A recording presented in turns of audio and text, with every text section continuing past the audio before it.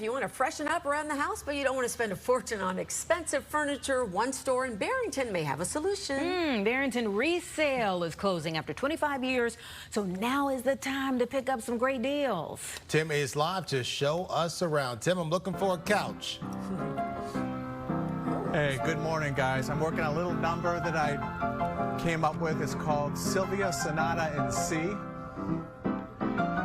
One hand. No hands. This is actually one of these mechanical musical instruments featured here at the Mini Museum of Mechanical Musical Instruments. It's really fascinating. We're going to get into some of this here in a second. First, I want to introduce you to the owner. This is Aaron Moeller. Hello. Thanks for joining us this morning. This is fascinating. You've taken me around, given me a tour. We're about to give the audience a tour. Before we get into your background in this museum, could you demonstrate what we showed before earlier, this lamp? Sure. And how it works? If this lamp isn't pretty enough on its own, the fun part about it is when we open it up, we see a phonograph inside of it. These were made generally in the 1920s by a company called Capital Lamp Company. And you could put a phonograph record on it, turn it on, hit a little electric motor, and the horn is actually holding it up. It's the bass here, right? So it's the bass, exactly.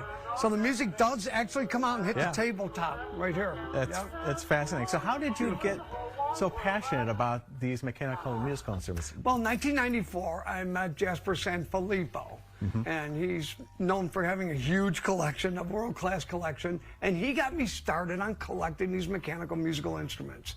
And I kind of got bit by the bug. And what is the oldest piece you have? I asked you before, like the 1800s, you think? Probably from somewhere around 1840, 1850, one of the cylinder music boxes. And now, unfortunately, the sad part of this story is you're in the back of Barrington Resale, right? This mini museum here, and you're going to close after 25 years of business. 25 years we have to close. COVID finally caught up with us. Did you in, unfortunately. So you'd like to find, ideally, what would you like to see happen with all these mechanical musical instruments? I would love to see them go into possibly another collection or be absorbed by another collector, but we have to sell them. They have to be sold off. If somebody can buy the whole collection, put them into a museum, something like that, that would be ideal.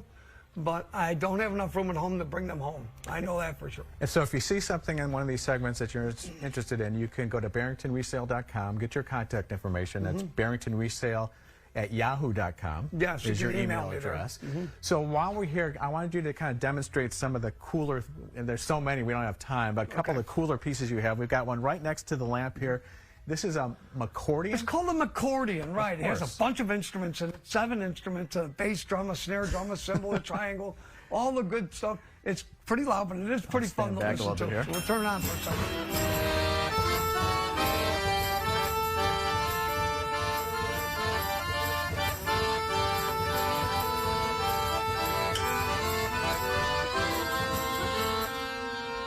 That is amazing. And I wanted to point out some of the other ones you have here. We're going to come back later and show some more. What's your favorite one? I think the Nickelodeons are always my favorite. Those are the ones that people like to see the most. They're kind of named, the Nickelodeon cable channel got their name from those. You put a Nickelodeon, they play a nice song for you on the pianos usually. Saloons, speakeasies, mostly during 1920s, during Prohibition. So they were pretty popular there. Hotels or even arcades were very popular back then because we didn't have television. We didn't have radio, those kind of things. So people came out and enjoyed the arcades. So people, younger people think of Nickelodeon, they think of the cable channel with the cartoons, but this is where that came from. And the piece just above what we're looking at, the Wurlitzer there, explain to me what that is and the value of that. That is what they call a dropper board. It's more like a valance to a big carousel. A 1900 British carousel. That gentleman on there is Lord Frederick Roberts, and he is one of the officers of the Boer War. So that commemorated the officers of the Boer War in 1900. It was a giant machine. It was probably 60 feet across. Wow. And that's just a piece of it. And how much did you say that's valued at? Oh, we got an offer for $6,000 for it. $6,000 for that. But yeah, it's a pretty valuable piece. I think a lot of collectors would like to have that hanging in their collection. And these all work? They all run. They all work. Yep, we've done a lot of restoration or repair work, whatever they required to keep them running. All right, so when we come back, we're going to fire up some of the Nickelodeons. They're pretty loud, too, and that Wurlitzer. We're saving that best for last. Oh, we'll save that. Yeah, that's the best for last. Thank you, Aaron. Yeah, we are at the welcome. Mini Museum of Mechanical Musical Instruments in the back of Barrington Resale, guys. Yes, Back to you. Exactly. Interesting stuff that's out there. I'm cool. sure some collectors will want to get out there. Thank you, Tim.